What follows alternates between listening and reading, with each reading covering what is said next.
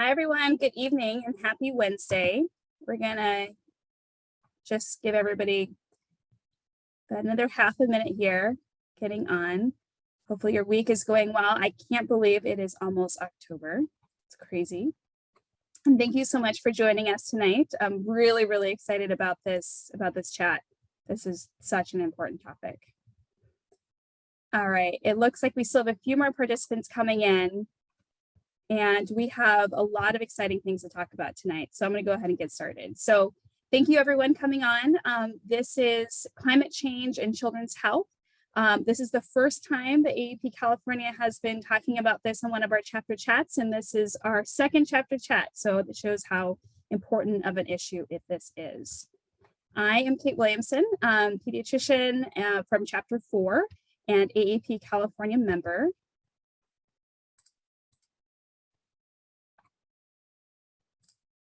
I'm going to go over a couple of housekeeping things. All right. So this is like everybody's 10 millionth webinar. So I think you're all familiar with this. You will be muted on entering the call and throughout the remainder of the chat. We're going to ask that you guys use the Q&A. So lots of questions are going to come up as we're going through. So please, you have the option of the chat or the Q&A. Use the Q&A if you can for questions coming in. That's the one we're going to be moderating. If you're having any technical issues or have any other concerns, then go ahead and use the chat. This is going to be recorded, so we will have this posted on our AAP California site as well as the chapter sites. So I want to go ahead and just kind of introduce just the concept of AAP California. So who are we and what do we do? I know that all of us are wearing 10 million different hats, doing 10 million different things. So it's good to kind of just refocus on what this organization does. So AAP California is an organization made up of 3 of the California chapters, California 1 in Northern California, chapter 3, California 3 down in San Diego, and then my own chapter, California chapter 4. And together we make AAP California. So if you are a member of any of these 3 chapters, you are automatically an AAP California member. Part of your dues goes to AAP California. So who are we and what do we do? Our mission statement at AAP California is similar to pretty much every chapter's mission statement, which is that we care about kids and we think that working together is how we're going to get that done. So there are a couple of main things AAP California is focused on. So a lot of it is bringing together our chapter expertise and having one unified voice. Traditionally, AAP California has focused on state legislative advocacy, and that continues to be strong and getting stronger. We have our AAP California State Governmental Affairs Committee, which has 2 representatives from each of the 3 chapters. We also have an early career physician and SOPT representative, and together this is where unifying our voice really, really makes a difference. So gosh, the number of bills, SB 277, SB 276 are always the ones that, stick out in my head the most, but this was so much a part of AAP California working together. We also work with the residency advocacy rotation to educate trainees on advocacy and getting our young minds to being a part of this and the things that we believe so much in. We are partnered with so many different organizations throughout California, and being pediatricians, we're the good guys, right? They tend to listen to us because we do this all for the kids. So we have many partners, including CMA, CHA, Children's Specialty Care Coalition, and California Department of Public Health. And in terms of environmental health, just some examples, there have been a lot of different environmental health legislation bills that have come, and there are some that are in the works. So I've listed here just a couple: AB 100, 377, 426, and HR 68. So the first one, the lead-free faucets, did get to the governor's desk. And then there's a couple that are pending on water quality and toxic air contaminants. And then having a Children's Environmental Health Month in October was actually adopted. So this is the work of our voices together, and we have a long ways to go together. Another thing that AAP California does, and this is where the next of our focus is going to be, is not solely legislative advocacy, but taking the work of all of our chapters separately and having one voice on so many different topics. So climate and environmental health being one huge one, child immunizations and vaccines, it's a huge list. And so we want to think about how do we make change both from the legislative standpoint, but what about after that? How do we actually make workflow change? How do we actually turn it into policy and into action? Because we really need to think beyond just legislation. And so bringing our chapters together with AAP California is how we're going to get that done. And last but not least, we have our annual CME event. So if you are ready for some fun, this is an in-person CME event in Vegas this November. It's going to be fun. I'm going to be there. A lot of people you probably know are going to be there. So please come join us and get your learn on. It'll be tons of fun. So with that, I would like to move on to the main reason we're all here. And I want to introduce both my friend and colleague. And the reason why I am, I think, so even more interested in this being such a key change that we need to do is Dr. Marnie Granados, who is going to be our host for tonight. She is a climate health advocate for AAP, as well as a co-chair of the Environmental Health and Climate Change Committee of Chapter 4.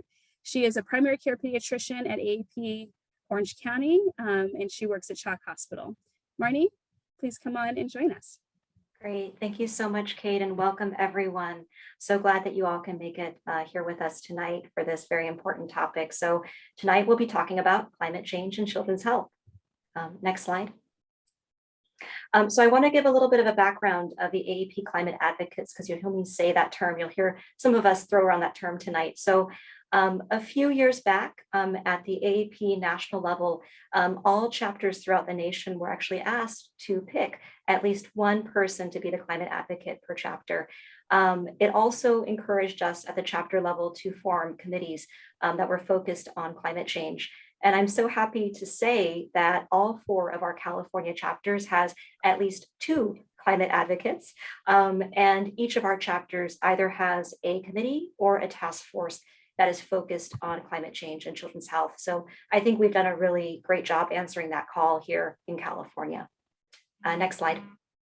And some of you may or may not know that in 2020, AAP California, which at the time represented all 4 chapters, issued a declaration of climate health emergency.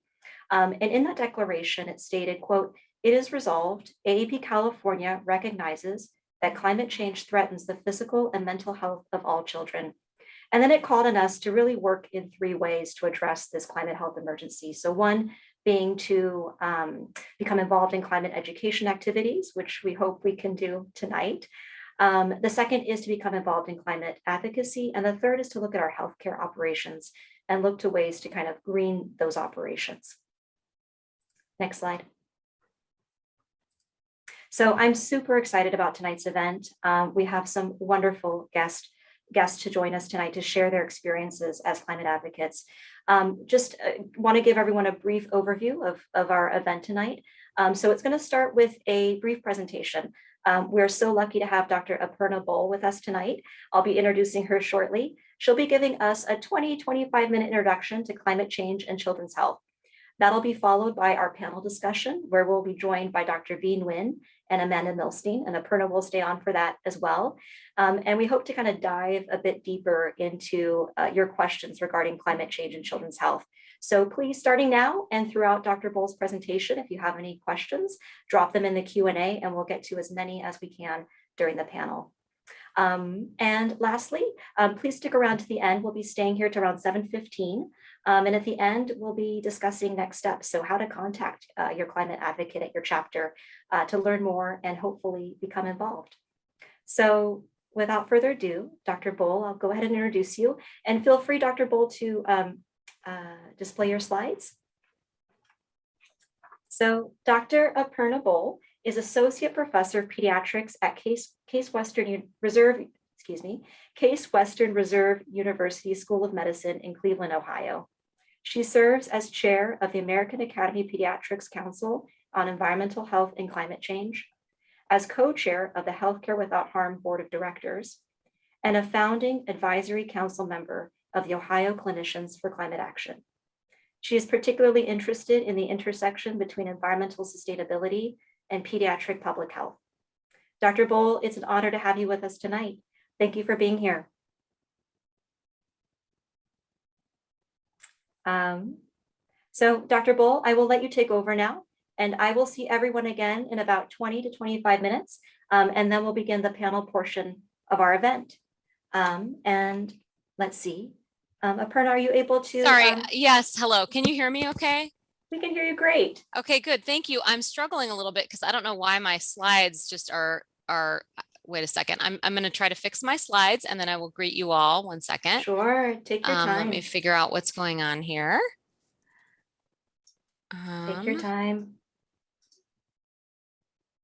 Okay, So again, I 1 just second. want to, Aparna, while you're working on that, I just want to remind our audience to please stick around to the end. I'll be providing contact information for each of our climate advocates at all 4 chapters.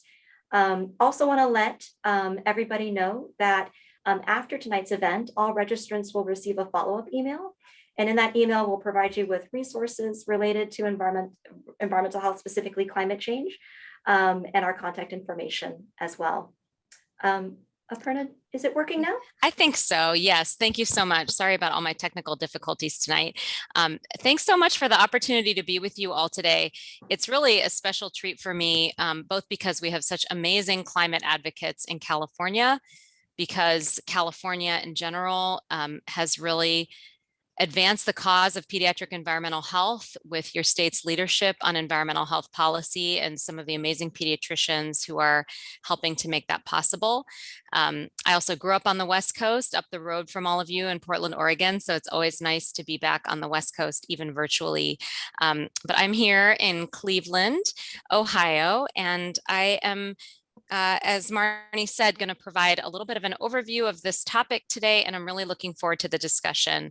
Let's see, let me try to advance.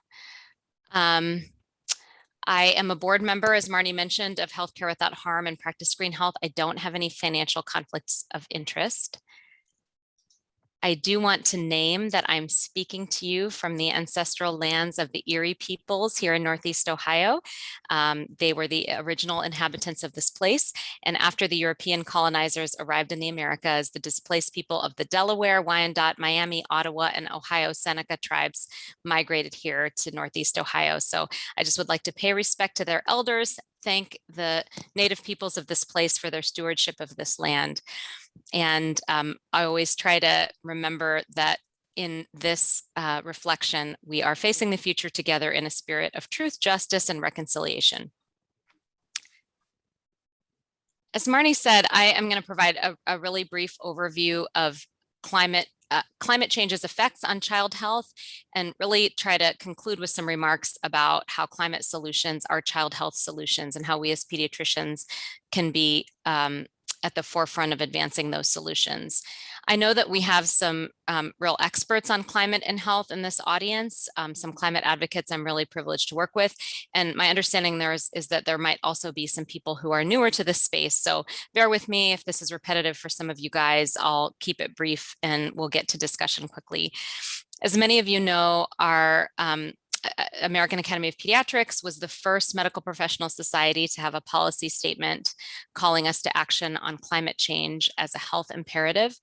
The latest published version of the statement is from 2015, and it really has a very strong opening statement about the fact that our failure to take prompt and substantive action on climate change would be an act of injustice to all children.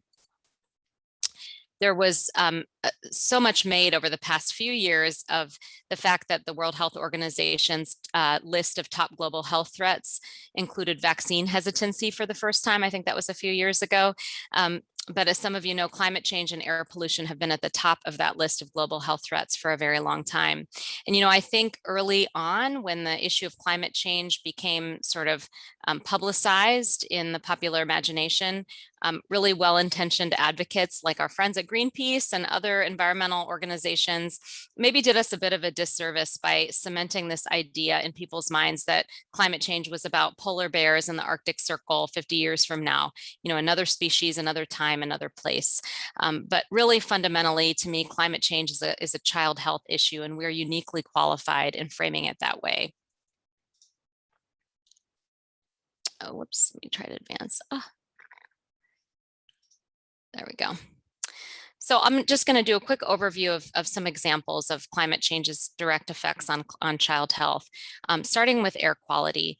Surface ozone, so we all know ozone in the atmosphere is a good thing, but surface ozone can both cause and exacerbate chronic lung conditions. It also can affect birth outcomes, impacting premature birth and low birth weight babies, can increase our susceptibility to respiratory infections, and contribute to premature death. Surface ozone is formed at an increased rate in conditions of higher surface temperatures. So climate change contributes to increased concentrations of surface ozone or smog. This is actually a picture of the Cleveland skyline, which you can barely see because it's so smoggy here in the lower left corner.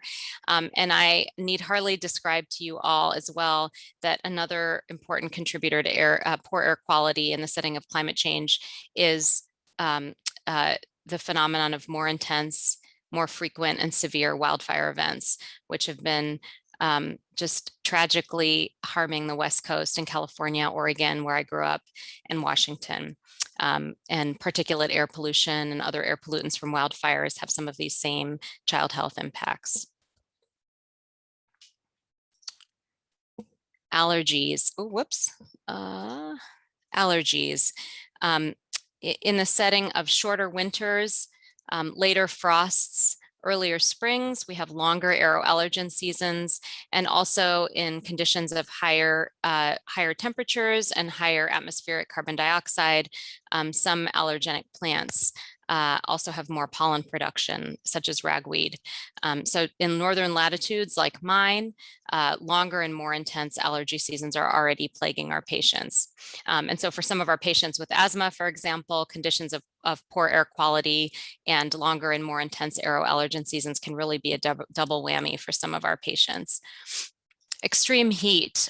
Many people are unaware that extreme heat is the leading cause of weather-related death in the United States.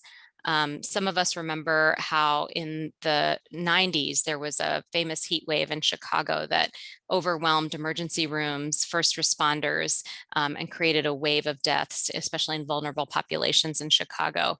A heat wave of that magnitude will become the norm in a city like mine by the end of the century if current emission trends continue. Just to give you a sense, here in Cleveland, if current emission trends continue, we'll see more than 60 days of over 90-degree heat per year in Cleveland by the end of the century. And in this state, average summer temperatures will increase by about 12 degrees Fahrenheit by the end of the century. And that's pretty astonishing.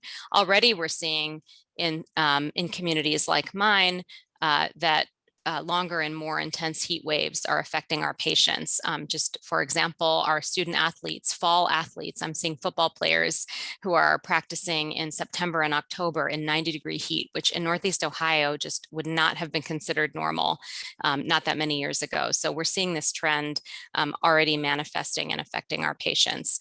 Among pediatric patients, young babies, student athletes, and also birth outcomes can be impacted by extreme heat.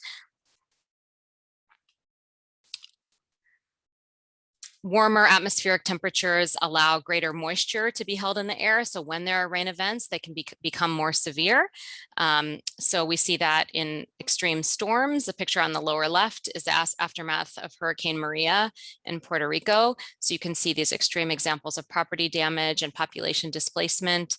Sort of the impact on waterborne and vector-borne diseases in these communities. Here where I live in the Midwest, already extreme precipitation events are twice as frequent as they were a century ago. Extreme precipitation events meaning rainfall events exceeding 2 inches in a single event. In cities like mine, those extreme rainfall events can overwhelm our combined stormwater and sewer systems so that raw sewage is rushing into Lake Erie, into our Great Lakes. And as a result, Lake Erie here on the northern coast of Ohio has the highest number of no-swim days of any beach or coastline in America. So here in this picture on the lower right is in Northwest Ohio, where these conditions of runoff in extreme storm events combined with higher water temperatures are perfect for toxic algae formation. That's what that green stuff is, which has actually rendered drinking water in Northwest Ohio to be unsafe for a lot of days out of the year, and that's still happening. It's been happening more and more year over year. I mentioned vector-borne diseases. The factors that influence the distribution of vector-borne diseases, as you probably all know, is very complex, but climate change can affect patterns of vector-borne diseases by lengthening the season of these vectors, can expand the range of these vectors, and can also affect host-seeking behaviors. So the picture at the top is demonstrating that the range of the deer tick, which causes Lyme disease, which causes the spread of Lyme disease, has sort of gradually been expanding over the past couple of decades. I mean, even anecdotally, it was unheard of when I first started to practice in the Midwest to see Lyme disease here in this part of the country, and it's growing more common, even anecdotally, and we're seeing statistically that's the case. And other vectors, mosquito vectors, for example, we're also seeing some evidence that their range is expanding and the season is lengthening in the context of climate change.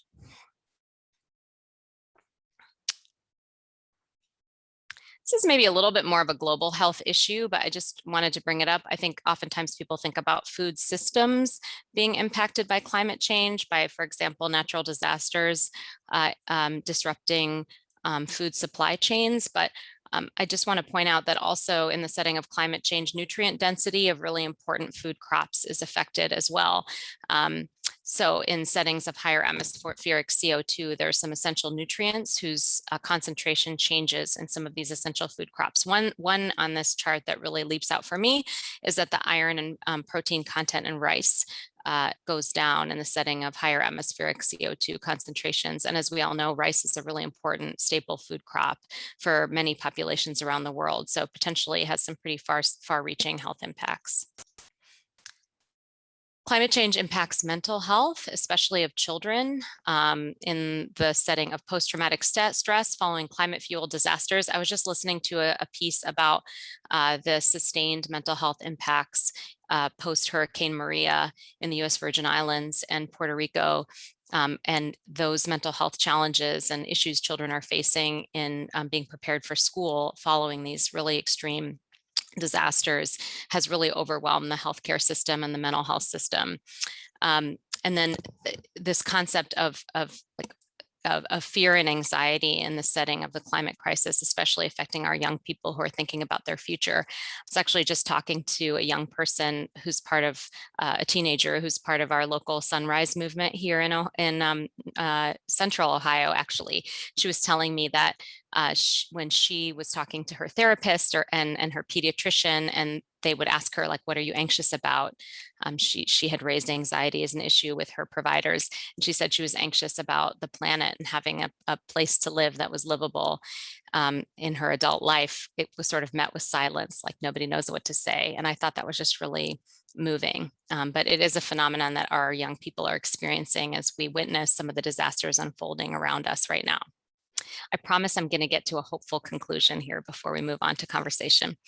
I just want to make the point that climate change exacerbates existing health inequities. This is kind of a busy slide, I know, but this is a graphic that I think is kind of nice from the last edition of the Climate and Health Assessment that is published by the US Global Change Research Program. This edition is from 2016, just kind of illustrating how existing health inequities and socioeconomic inequities can be exacerbated in conditions of climate change. So that both in terms of risk for exposure and underlying health inequities resulting in potentially more severe health consequences for those exposures, and then differences in sort of adaptation and infrastructure to withstand some of those stressors that populations who have historically been discriminated against or marginalized are disproportionately impacted by health impacts of climate change. And just to underscore the point that some of these conditions, right, they exist by design, that that systemic and structural racism underpins some of these disparities. There is a growing body of evidence, for example, around how historic redlining, the practice by which minority neighborhoods were systematically disinvested through racist housing and lending policies, especially in the post-New Deal era. That's where the redlining name comes from, as many of you know, that the persistent impacts of that systemic disinvestment in minority neighborhoods results in health disparities, many of which are sensitive to climate change related conditions. For example, historically redline neighborhoods are disproportionately exposed to extreme urban heat islands. Historically redline neighborhoods experience worse birth outcomes than non-redline neighborhoods. And there's a complex interplay of climate sensitive conditions that contribute to both. This picture here is actually Cleveland, historically redline neighborhoods here on the east side of Cleveland, which is where I practice and experience in my practice some of the consequences of this systemic disinvestment in historically African-American east side Cleveland neighborhoods. So here's where I get to the hopeful part, and then we'll get to our discussion. Before I can talk about the hopeful conclusion of my comments, which are really about how climate solutions are child health solutions. Climate solutions have immediate impacts to benefit the health of children and to advance health equity. Before I can get to that, I just need to explain really quickly that there are, in addition to some of the effects of climate change on child health, there are also direct impacts of fossil fuel combustion on child health. For example, fossil fuel combustion contributes to poor air quality in producing fine particulate matter, nitrogen and sulfur oxides, and heavy metal pollution. And let's see. We often think about these air pollutants affecting our patients with asthma, and certainly that's true. These air pollutants can cause and exacerbate chronic health conditions, and with asthma being one of the most common reasons why patients come to see us. We think about that a lot when we think about our child patients, but we're really uncovering an increasing number of health conditions that are sensitive to air pollution. One being birth outcomes. Exposure to sulfur dioxide is associated with preterm birth, increased risk of preterm birth. Exposure to fine particulate matter during pregnancy is associated with low birth weight and preterm birth. Coarse particulate matter also associated with low birth weight. There was a study a few years ago in Environmental Health Perspectives that estimated that the cost of preterm birth attributable to fine particulate air pollution is about $5 billion annually in the United States. We're learning that air pollution is also a neurodevelopmental toxicant. Even prenatal exposure to air pollution can result in impacts on cognition, learning, behavior, even sleep. I thought this was kind of a striking headline from a few years ago in The Guardian describing air pollution as the new lead. We're really learning more and more about how the developing brain is sensitive to the impacts of air pollution. And just like exposure to the health impacts of climate change, exposure to air pollution is not equitable, with Black Americans being disproportionately impacted by the health effects of air pollution. And those are just a few examples of why climate solutions are child health solutions, not 10 years in the future, 20 years in the future, but immediately. When we transition to clean energy and reduce air pollution from fossil fuels, we improve birth outcomes, help children's brains develop in a healthier way, decrease the burden of chronic lung disease. Obesity and other conditions are also sensitive to air pollution, so immediate impacts from improving air quality. When we have cities that allow multiple modes of transportation, safe places for children to walk and ride their bikes and play, we improve social cohesion, we improve access to physical activity. When we invest in food systems that are more sustainable, when we promote more plant-forward diets, we have an immediate impact on the health of children and the food security of the communities that we serve. We know from this report from the Intergovernmental Panel on Climate Change about 12 years ago that right now, we have about a decade to take bold action to prevent global warming from exceeding 1.5 degrees Celsius above pre-industrial levels, which is a level at which there's sort of an exponential increase in ecologic, economic, and health harms. So we're in this critical moment for action right now. I also feel like this moment right now, as we have lived through this COVID pandemic, we're still living through it, and we're seeing how inequities that predated the COVID pandemic have really been amplified and exacerbated in our COVID response.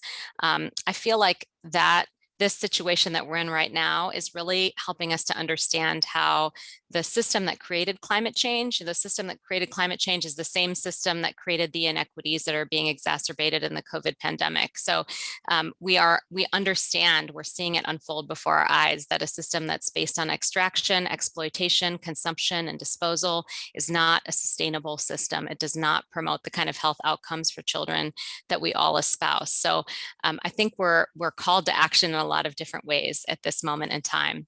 So what can we as pediatricians do about it? I feel like I truly believe we are uniquely qualified in a few ways to advance climate solutions. We are uniquely qualified to be advocates. We can tell stories about our patients that are local. We can explain climate change in a way that's very health focused, and we can be hopeful and action oriented when we call our policymakers, neighbors, and patients to action. We can make a difference in our clinical practice, and we can help to advance health sector climate leadership.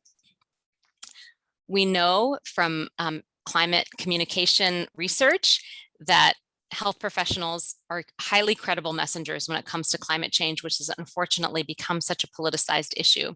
This just illustrates that this study, this is actually the second iteration of a study that was done jointly by Yale and George Mason Centers for Climate Change Communication, that segments the American population into 6 parts based on sort of their views of climate change, from alarmed, like I'm freaked out, it's happening, we have to act right now, to dismissive, like I don't really believe in it.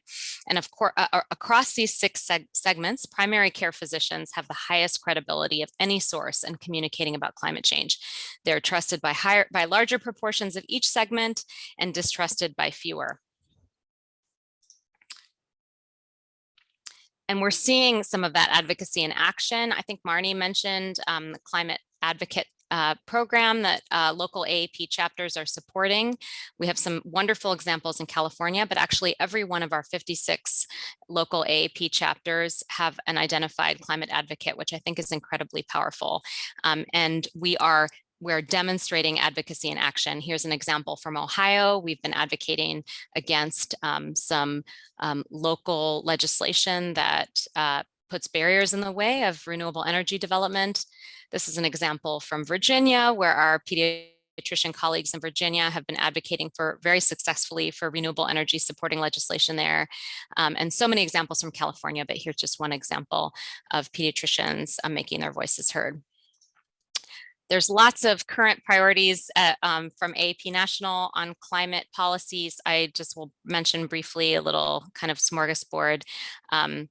We have been involved in advising the Congressional Select Committee on solving the climate crisis in developing their priorities that have really nice child health priorities embedded in that report. We are advocating for reinstating the provisions of the Clean Power Plan that were rolled back during the last administration, reinstating rules around methane pollution that were also rolled back during the last administration, reinstating mercury and air toxic standards, strengthening the national ambient air quality standards, and of course, supporting the United States resuming our global leadership role by joining the Paris Climate Agreement, rejoining the Paris Climate Agreement. I mentioned that we can make a huge impact at the bedside. There's so much that we already do in our daily practice that we can connect to climate action. I'll just give you a few examples. When we, in my practice, for example, address families' unmet non-medical health needs or social determinants of health, like what are the needs that they have outside their clinical care that we can help them to meet by connecting them with community resources. Utility insecurity is a huge issue here in my community and many others. We work with families along with local partners on home weatherization, in addition to helping with managing utility bills. We can counsel our patients about active transportation, advocate for things like safe routes to school and walking school buses. We do that in our community. We can counsel families about healthy plant-forward diets. I just want to call everyone's attention. I don't know if some of you may have seen this, but over the summer there was a piece published that I was part of on describing how we in primary care can inform our practice around climate action. That gives many more examples of how we can make a difference at the bedside. And finally, Marnie mentioned the importance of health sector sustainability. The US health sector accounts for 10% of the total US greenhouse gas emissions. If the US health sector were a country, we'd be one of the top greenhouse gas emitters in the entire world. So we have a huge, I would say, opportunity, obligation to lead in the way that we operate around climate action. We are, in many of our communities, such important economic drivers. We are purchasers, we are huge employers, so we can make a big impact collectively around making markets for renewable energy, increasing energy efficiency, and sort of using our platform to advance climate policy. An organization that I'm involved with, Healthcare Without Harm, we have something called the Healthcare Climate Council that has many, many hospitals involved. These are all hospitals and health systems who have made commitments to climate action and collectively really have a loud voice. If you look at the purchasing and employment sort of power collectively that these hospitals represent. I can talk about that a little more in our dialogue here later on. Sort of on a related note, not just around issues like energy efficiency, and purchasing when it comes to environmental footprint, but also just thinking about, leaning into our role as anchor institutions in our communities, as really important economic institutions in our communities, to just think about how we can leverage our operating practices, our purchasing, our hiring, to advance equity in the communities that we serve, economic equity and environmental justice in the communities that we serve. This is sort of the concept that underpins what's called the Healthcare Anchor Network that is convened by an organization called the Democracy Collaborative that also includes many, many hospitals and health systems who are working together to try to figure out how to do this work. So I'll conclude there. I just want to acknowledge that Jessica Wolf at Healthcare Without Harm and Dave Zuckerman from the Democracy Collaborative have helped me with the visuals and some of the content of these slides. And these are some other resources that I think are valuable around this topic. And I think that's all I have. And I can turn it back over to Marnie. Wonderful. Thank you so much, Dr. Bull, for that great presentation and fitting so much in to that short amount of time. So I want to move on now to the panel portion of our evening. So I'd like to invite both Dr. Vinh Nguyen and Amanda Milstein to come on and join us. First, I'd like to go ahead and introduce Dr. Amanda Milstein. She is a primary care pediatrician in Richmond, California. She's co-founder of the organization Climate Health Now. This organization brings together health professionals throughout California to use their trusted health voices to advocate for a rapid and just transition off fossil fuels. She is also co-chair of AAP Chapter 1's Task Force on Climate Change and Child Health. Welcome, Amanda. Thanks so much for being with us tonight, here with us tonight. And thanks for having me. I'd like to go on and introduce also Dr. Vinh Nguyen. Dr. Nguyen is Assistant Chief of Pediatrics at Kaiser San Diego. She is co-founder of San Diego Pediatricians for Clean Air, as well as physician co-lead of her hospital's sustainability team. In addition, she is the co-chair of AAP Chapter 3's Climate Change and Health Committee. Dr. Nguyen seeks to share her story of how climate and health advocacy have brought meaning to her work as a pediatrician. And we're so looking forward to hearing your story tonight, Dr. Nguyen. So welcome. Thank you, Marnie, for having me and our committee here. Great. So let's dive right in. And actually talking about personal stories, let's start with just that. I would love to hear from each of you your story of how you came to be involved in this work, how you came to be climate advocates. Was there an event that occurred? Was there a person that influenced you? So let's start there. Dr. Bull, would you like to take that question first? Oh, sure. Thank you. It's so nice to be with you, Amanda, and V too. This is really a treat.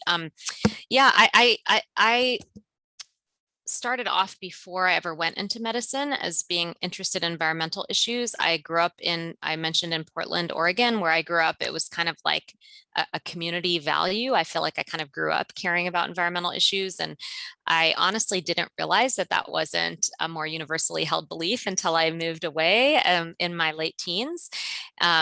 I actually remember when I moved to Boston, and I remember this person throwing a newspaper into the trash can when I was in the subway and a tea when I was up in Boston. I was like, what is that person doing? And I was like 17. And anyway, so I became a little bit more conscious about why that was important to me in my early adulthood. And when I went to medical school, I started getting interested in some of the externalities we were creating in kind of this medical industrial complex where I was working. Like there's these giant smokestacks, like spewing smoke. And I was in Southeast Michigan at the time. I was in Ann Arbor.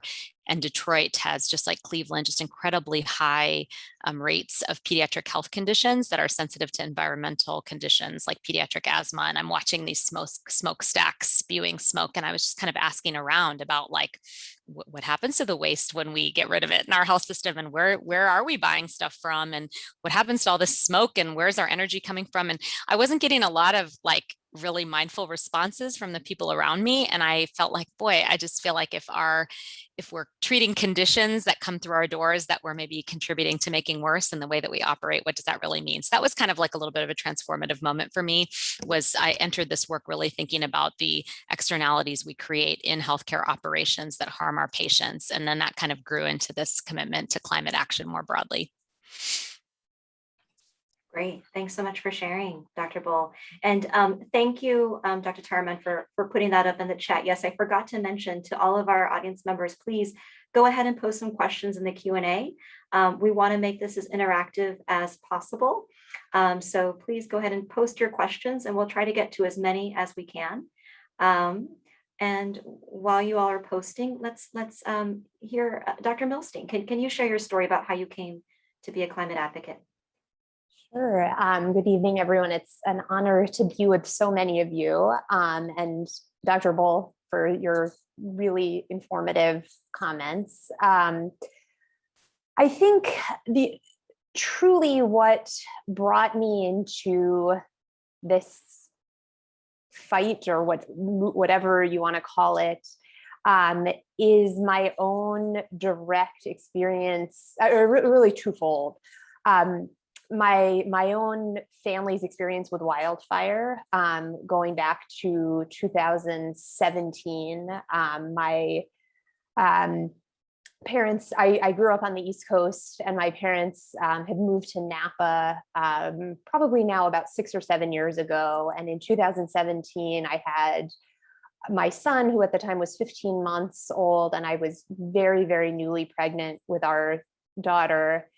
And this was one of the first seasons of truly catastrophic wildfire in Northern California that impacted so many people, including my parents, who in the span of about 4 days were evacuated twice from their home to our houses, where they ended up coming in the Bay Area. And as that experience, luckily their house did not burn during that wildfire, and it hasn't burned, though we all now live with this knowledge that it very well might. And yet I am incredibly well aware that we are the lucky ones. And the combination of that experience and being a new mom, being pregnant, and really having to ask this question of into what world am I bringing my kids, was really, really profound. And shortly after that, I started practicing in Richmond, which, for those of you who don't know, is in the East Bay and is a refinery community.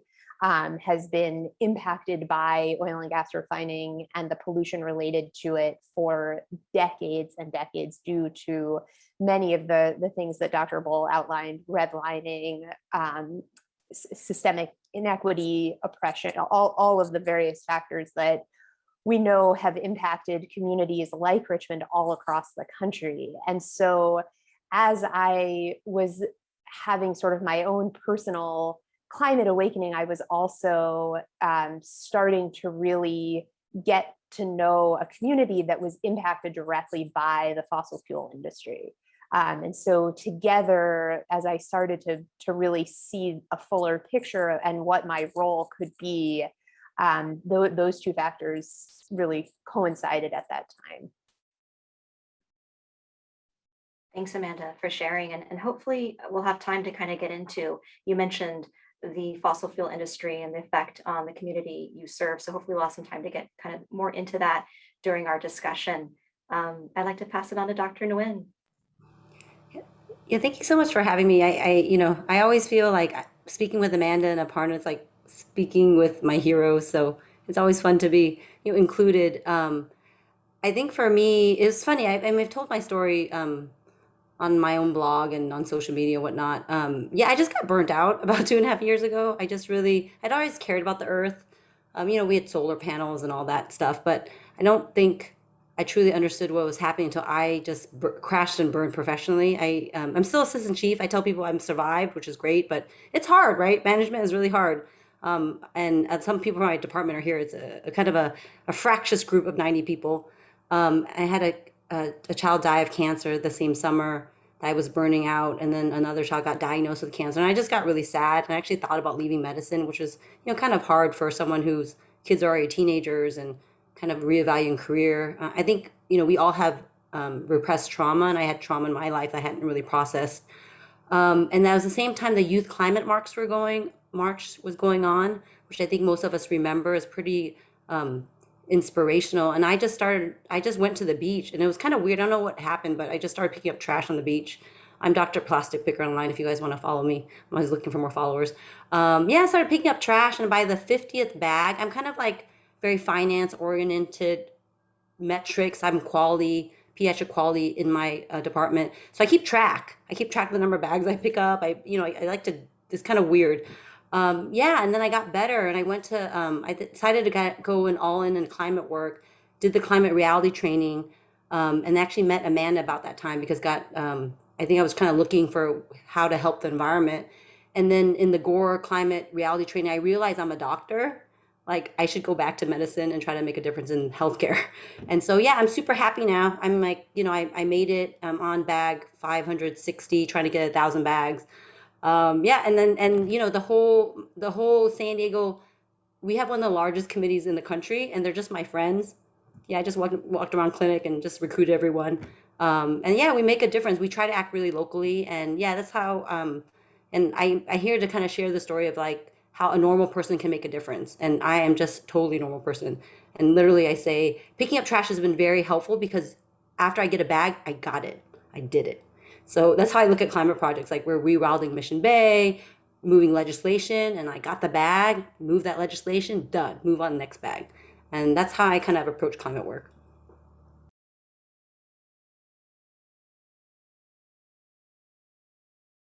Oh, you're muted, Marnie. My screen disappeared for a second. I'm back.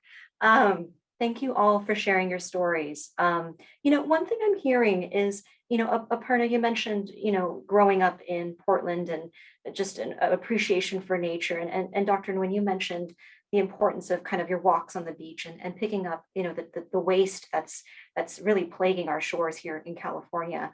Can anyone talk to the importance of spending, as climate advocates and being concerned about the environment, the importance of spending time in nature and, maybe its potential for direction and healing and doing this kind of work? Yeah, I can. Yeah, it's funny. I always tell people I'm like a Sandy. I trained in Boston, came back to raise my kids back in San Diego. So I like practice in the neighborhood I grew up in.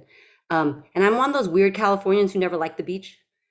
like I just like I you know you it's right there. So I live near the beach, and I never really appreciated it. And then literally now I have to go to the beach if I need. And I live in this beautiful area where there's shorebirds and snowy egrets, and I never was one of those people who could identify birds. And now all I do is like I look at their feathers, like I notice little things. And I think that for me, it's a very spiritual journey. And I realized I was raised Buddhist, so it totally makes sense, right? Like, and I tell my husband, like, that's snowy egret, that's you reincarnated, that's me, the Black Phoebe. And so for me, I think, and it's funny because I really think it resonates with a lot of people. Sometimes I'm weird, but then I talk to patients about it, and they hear it. They think they feel it too, right? The butterflies, the birds, you can see, and I think how interconnected we are with nature. And yeah, I love the term rewilding. We need to rewild ourselves.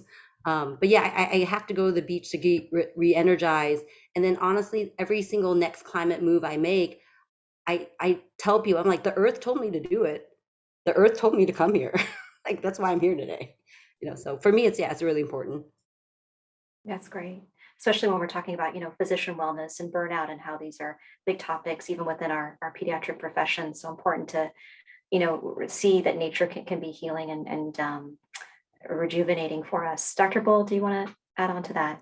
I just wanted to say that there are such a growing body of data around access to not only like open spaces, but also things like what we call biophilic design. So like elements of natural design in urban spaces that can benefit. There are growing data around things like school performance, mitigation of heat island effects, improvement of mental health, helpfulness in terms of social cohesion, that having public outdoor spaces and elements of biophilic design integrated into urban environments can really benefit child and adolescent mental health. There's also some data around perceived stress in pregnant people that is mitigated by tree canopy in urban environments. There's a paper that came out over the summer. So an increasing amount of data around that. And I practice in a very, very urban environment in a place that used to be called, well, we're still, our nickname in Cleveland is still the Forest City, even though the tree canopy has been tragically decimated over the past decades in a way that disproportionately impacts historically Black neighborhoods here. And so thinking about, like, when I think about action, okay, like now we have a Cleveland tree plan. How can we use that data to really prioritize tree canopy in neighborhoods who have had their tree canopy decimated over the past decades, and why is that a health imperative for our children? We have data to really support that work now, and I think that's important. And then working with so I work with local partners on tree canopy improvement in Cleveland. Another example of an action item that I think pediatricians can make a difference around relates to park access. I work with our local Trust for Public Land. They're doing great work in California, lots of West Coast projects from Trust for Public Land, but they're mission is around ensuring park access within a 10-minute walk of every person. And that includes in cities like Cleveland. So these are things that I think we as pediatricians can really make a difference around. I do a lot of work locally around urban planning, advocacy related to child health, and access to biophilic design, tree canopy, outdoor spaces to play are important. And now I have a lot more data to support the importance of that work. That's great. Well, thank you so much. And I want to kind of dive into some of our questions from our audience. So one question that came up from Dr. Jason Lau, a question about eco-anxiety, which Dr. Bull, you had mentioned during your presentation. It's such a great question. I'm just going to read it. It says, I've had a number of children, teenagers that I've talked to in clinic that have expressed, quote, eco-anxiety. They describe some anxiety around and doom around the future. What do you suggest telling them? Are there resources around these mental health issues for patients having eco-anxiety? Whoever would like to take that question. I can share some thoughts that have been, some things that have been really helpful to me in practice, and certainly that I think that is just such a good question, and something I think all of us have likely grappled with, both patients, our own children, family members. A few thoughts. So one thing that's been really helpful to me has been figuring out who in my community is working on youth climate justice organizing and knowing who I can recommend patients connect with. So for example, now at this point, I have the names and email addresses actually of 2 different people at 2 of our local major high schools in the Richmond, in Richmond, who are doing youth climate organizing, and I give out their email addresses to patients and say, this is somebody you should get in contact with, and kind of describes a little bit of what they're doing. And then I think something else that is, perhaps trite, but I think can be helpful is to focus on the helpers, especially for younger kids, to talk about the number of people and all of the different types of people who are coming together to try to make this okay and to change the way things are. And that's something that I come back to, especially with younger kids, is to talk about the helpers. I love that, Amanda. Just really quickly, I'll just say I had an opportunity to do a Radio MD podcast. It's one of the AAP podcasts about how to talk to kids about climate change. I can either share the link or you guys could probably find it. I agree with everything you said. One of the things that in talking to some of my youth climate advocate friends and sources of inspiration, one of the things that really stuck with me is when some of these young people talk about their anxiety, they don't want to be told that everything will be okay in an empty kind of way, or that it's a pathological type of anxiety that they're feeling, like that it's unfounded in some way. I think validating that it is a well-founded anxiety, that we need to do something urgently to protect a livable climate. You're right. This is not an invented anxiety. This is a real source of anxiety, and that I am in it with you, and here is why. And knowing some of those local resources for young people to be involved, I think is really important. And I think a really important source of hope, which is a fact, is that we know what needs to be done to act on climate. We have all the tools and technology right now. And so we are in it with you to act on climate. So I think validating the concern and not acting like, oh, it'll be fine. It's just some sort of out of proportion anxiety that these young people are feeling. I think it's a very rational type of anxiety.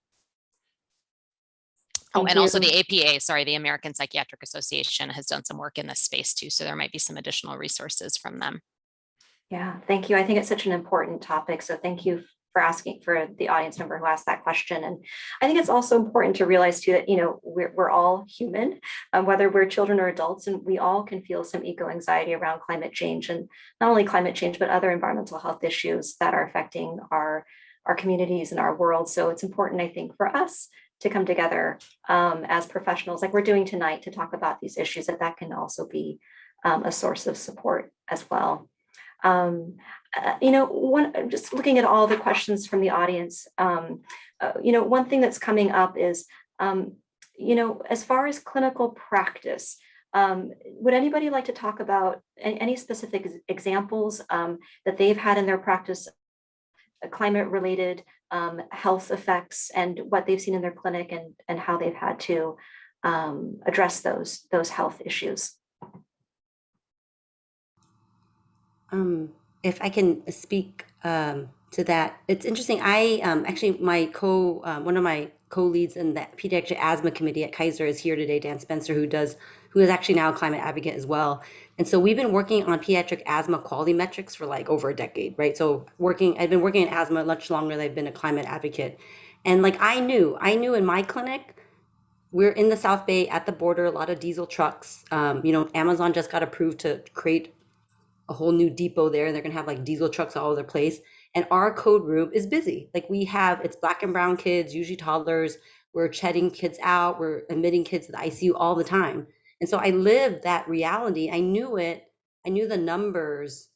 But then and it was great. Meredith Kennedy, who's our executive director, they were looking for a climate and health person to head our committee in San Diego, and it's pretty much just Sally and I just stepped up and said, well, we'll grab it, we'll take it. And then we started looking at the air pollution control data, and it all made sense. I'm like, oh, look, it's more polluted around my clinic. It's more polluted around, so I think that for me, I don't try to force the issue, but when we're talking about asthma control medications, we're talking about bloody noses, we're talking about where they live along the freeways, it's a very natural conversation. And I get a lot more buy-in in terms of getting patients to be more compliant with medications, because I tell them, take your, controller, use your spacer, and guess what? I really care, and I'm doing stuff outside too. And I think that builds that trust, and it all relates, because when I ask them to get vaccinated, they already trust me, right? Because I tell them, like, would Dr. Nguyen ever hurt you? I'm picking up trash on the beach, come on. And I'm like fighting air pollution. Like, you can trust me. I'm not trying to put a microchip in you, So I think that for me, it's really been asthma. That's really been the thing that linked everything. Thanks, Fee. And maybe one other person can respond to that, then we'll move on to our next audience question.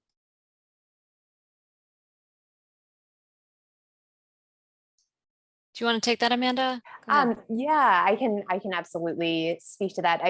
So I think the question was specifically about what health impacts we're seeing in our clinical lives related to climate change. All of us are in almost all of us are practicing in California. Clearly, wildfire goes without saying. I think that's, probably the largest way in which we're seeing that. I'm certainly seeing, just anecdotally in my practice, much more complaints about allergies, severe allergies that are not responding to, trials of sort of our typical arsenal of allergy medication. That's, I think, another big manifestation of this. So I know Dr. Bull mentioned Lyme disease, which we are now seeing clinically as well. For where I practice in Richmond, I mentioned the refineries, which are a huge source of emissions, particularly particulate matter, PM 2.5, which brings with it a whole host of health problems. Someone asked in the chat for some more specific data, which we can certainly, is readily available, but the impacts of PM 2.5 on health are only now just being, I think, or I shouldn't say only now, but increasingly being well studied. And there are neurocognitive impacts, impacts on memory, impacts on sleep, that, the list goes on and on. One other aspect of my clinical practice, which I imagine may be relevant in other parts across the country as well, is that the community where I practice knew what it meant to shelter in place long before COVID hit, because of the refineries the refineries will flare, or there will be a fire, and the community will be told to shelter in place. So that to me is just very, very demonstrative of how deeply impacted communities that have fossil fuel industries really directly located in them are. Marty, I want to let you go on to the next question, but just to mention that this year our AAP policy statement on ambient air pollution was published this summer. So just something to look out for. So a lot of the impacts that Amanda just outlined are detailed there with some great references. And I'll just say, in my region, these are the things that I see in my practice: more ozone action days in the summer, longer and more intense allergy seasons, really frequent extreme precipitation events that cause property damage and water quality issues in our region, and extreme heat. Absolutely a big deal. I'm seeing children suffering from consequences of extreme heat deep into the fall, which would not have been normal here in this region even 10 years ago. Yeah, thank you. So many health effects that you all are seeing in different regions of our country. So there's so many questions. I'm trying to kind of synthesize them all. We only have time for probably two more. So I have one question for you, Dr. Bull, and then we'll move on to our final question of the evening. So, Dr. Bull, you've really led, and this is a question about sustainability, which you mentioned during your presentation. So you've really led the way for us as physicians around healthcare sustainability. As mentioned previously, you serve as co-chair on the board of Healthcare Without Harm. So you kind of have a bird's eye view of how we're doing as far as promoting healthcare sustainability. So how are we doing? And have we done enough, or is there still quite a ways to go? How we're doing in the United States on health sector sustainability. I think the bottom line is that while I will acknowledge admiringly the leadership of many health systems that have taken some bold statements around climate action, as a sector, we need to be doing a lot more. And I think the shortest way to answer that question is that I think the fundamental problem in the United States is that our fee-for-service system of healthcare incentivizes more resource-intensive healthcare. We do not have payment programs or incentives in place for public health or preventive programs. Those of us in primary care, it hurts you, right? There's no way of getting reimbursed for some of the preventive programs that we know can prevent the need for more resource intensive healthcare down the line, whether for children or as they grow into adulthood. And so it's the fact that we have, I mean, the greenest healthcare is the healthcare we don't have to provide, right? So that's the biggest problem with US healthcare. We can slap as many solar panels as we want on the, on the buildings that we build, but we need to have fewer higher resource healthcare delivery points of interaction. And the way we do that is by investing in prevention and public health. I mean, think about our own region where we have a highly competitive healthcare marketplace. We have you go to these like exurbs of Cleveland, and there will be 3 identical, healthcare megaplexes to try to attract commercially insured markets in these exurbs from our 3 competing health systems, providing the exact same highly reimbursed services. You can, like I said, slap solar panels on those buildings, and it's not gonna really make meaningful difference. I think the biggest thing we can do in healthcare is to move away from those perverse incentives in the United States towards a system that really invests in and rewards prevention and public health. That being said, there's a lot we can do with the healthcare facilities we do have. And there are many, many examples of health systems that have made commitments to reducing energy intensiveness of their buildings, investing in renewable energy, committing to responsible purchasing practices. And rather than kind of belaboring that, the Healthcare Climate Council has a great webpage on the Healthcare Without Harm website, which I can share if people would like to learn more. Some of those systems are in California and on the West Coast. Thanks, Aparna. And we're going to wrap up in we have 1 minute left. And then there's someone else I want to introduce to our audience tonight. Amanda or V, next, for people here listening tonight, in 30 seconds, can you kind of summarize how people can take their first steps to become involved in these issues that we've discussed tonight? V, do you want to go first? Do you want me to go first? Amanda, you take it. Yeah, you. Okay. I think there's a lot, I mean, obviously a lot of potential answers to that. I think number one is to talk about climate change. I think that is often what it comes down to, at least as a very first step. I'm sure many of you guys have heard of Catherine Hayhoe, Dr. Hayhoe, who is a climate scientist who just published a book this week talking about climate communication. And essentially her message is the number one thing we can do about climate change is talk about it. So just in our patient encounters with our own family members, with our colleagues, this is, I can't overstate the importance of this issue. And yet I think in most of our regular interactions, we don't talk about climate change. And the other thing I would say, in addition to that, is to find a group, to find a home, or start looking around, because not any one of us can do any of this on our own. And finding a community is really vital. Thank you so much, Amanda. And I'm so glad that we could all come together tonight and talk about climate change. And thank you to you all for being here tonight. Thank you, Dr. Bull, for joining us. I know it's late where you are, and for your wonderful, informative presentation. I also wanted this event to highlight just the wonderful work that we're doing here in California. Dr. Milstein, you're representing Chapter 1 tonight. Dr. Nguyen, you're a climate advocate from Chapter 3. I'm from Chapter 4, our Orange County chapter. And I would like to invite Karina Mayer to come on. She is our wonderful climate advocate from Chapter 2. And Dr. Karina Mayer served as a pediatrician with Southern California Permanente Medical Group from 2000 to 2018. She currently lives in Los Angeles, and she co-founded, along with her colleagues, AAP Chapter 2's Climate Committee. So welcome, Karina. Thank you for being here with us tonight.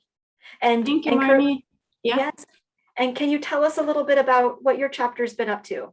Yeah. So I'll be brief as we're almost finished. So we're going to wrap up in a few minutes, but thank you so much for organizing this event, and to all of our great speakers and panelists and listeners. So yeah, AAP California has 4 chapters, as Marnie mentioned. I'm going to give you a very brief rundown of what the Chapter 2 Climate Change Committee has been up to. So the Chapter 2 encompasses both Santa Barbara, areas. And 3 of our colleagues, Priyanka Fernandez, Aditi Maskar, Trisha Roth, and I co-founded the Chapter 2 Climate Change Committee last year. And our mission and vision are to protect and improve the health of children by taking action to mitigate climate change, which impacts children and underserved communities most severely. So through nonpartisan research, education, advocacy, we are working to lessen the pace of climate change and make progress toward a healthier, more equitable society. So just like everybody here. And since our committee members joined up last October, we have arranged a grand rounds at Cedars-Sinai earlier this month. So some of you may have listened to, organized by Trisha Roth. Dr. Elizabeth Friedman from PESU in Kansas City spoke on climate and child health. We're putting on an event in a month on October 27th, a Halloween themed conversation to get an idea of our local pediatricians' needs around caring for patients with regards to the health impacts of climate change, and just to see how to be better caregivers and advocates for our patients in this regard. And our proposal to have a speaker on climate change at the upcoming Chapter 2 symposium in this February 26th for the first time has been accepted. So we're excited about that. We're active in advocacy regarding specific legislation to slow climate change and mitigate its health impacts on children. And then Priyanka Fernandez and Aditi Maskar are doing research to assess changes in mental, physical, and environmental health in school-aged kids through a curriculum of after-school nature programs in South LA parks. And then Lisa Patel from Chapter 1, I think she's on this call, or she was. And I co-created a maintenance of certification module for the American Board of Pediatrics on the impact of climate change on pediatric healthcare. And that can be found on the ABP website. I'll put all the info in the chat too. And then we've been meeting with all of our fellow chapters regularly, collaborating on various activities such as this wonderful webinar. So we have lots going on. Hopefully this gives you a general idea of what the Chapter 2 Climate Committee has been working on. We're always available for questions, and you're asking what you can do. You can join one of our committees, whichever one you're local to. And thank you so much, everybody. Yes, so thank you, Karina. So we're having a little bit of technical difficulties. I wanted at the end to put up a slide with all of our contact information. There it is. So we sincerely invite each of you tonight to reach out to us, take a screenshot if you'd like. You know what chapter you belong to. Please email us. We want to hear your thoughts, your feedback. And of course, we would love for you to become involved and join our community. So we look forward to hearing from you. Don't worry if you don't have a pencil or paper right now. We will be sending all of this contact information as well as many of the resources that were referred to this evening in a follow-up email, which will arrive to you tomorrow. So thank you so much, and everyone have a lovely evening. And thank you so much, Dr. Bull, and our amazing panelists tonight. Thanks for including me. Really appreciate it. It was a pleasure to be with you all. Thanks for all you're doing. Thank you, Dr. Bull. Good And night, Marnie, everyone. thank you for all of the organizing that went into this. Yes. Yeah, thank you, everyone. And thank you, Marnie. It's a labor of love for you, I know. It truly was.